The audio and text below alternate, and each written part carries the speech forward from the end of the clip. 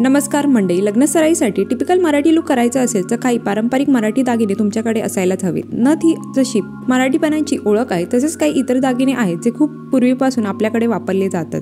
त्यापैकी गळ्यात घालण्याचे दागिने किंवा पारंपरिक मराठी नेकलेस कोणते ते आज आपण पाहणार आहोत. तो व्हिडिओ शेवटपर्यंत नक्की पहा. सगळ्यात पहिला दागिना म्हणजे ठुशी. लहान मुलींपासून ते वयस्कर महिलांपर्यंत सगळ्यांनाच गळ्यात ठुशी शोभून दिसते.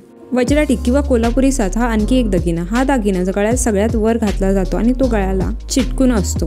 हा जो सगळ्यात लांब दागिना कृती सणांच्या गळ्यात आहे त्याला मोहनमाळ म्हणतात. यातल्या मण्यांचा आकार आपल्या आवडीनुसार लहान मोठा ठेवता येतो. शिवाय मोहनमाळ 1 पदरी, 2 पदरी, 3 पदरीही असते. म्हणतात पोहे हार. काही ठिकाणी हा हार श्रीमंत हार म्हणूनही ओळखला जातो. तो सुद्धा 1 पदरापासून ते 5 पदरापर्यंत असू शकतो. बकुळीच्या नाजूक फुलांसारखा आकार असणारा हा बकुळी हार हा अगदी नेकलेस प्रमाणे छोटाही असतो किंवा आपल्या आवडीनुसार आपण तो लांबही घेऊ शकतो. तोही आपल्या आवडीप्रमाणे आपण 1 पदरी, 2 पदरी किंवा 3 पदरी ठेवू शकता. याला म्हणतात लक्ष्मी हार. हल्ली लक्ष्मी हार नेकलेस प्रमाणे छोटाही मिळतो. काही लक्ष्मी हारांना पेंडंट सुद्धा असते.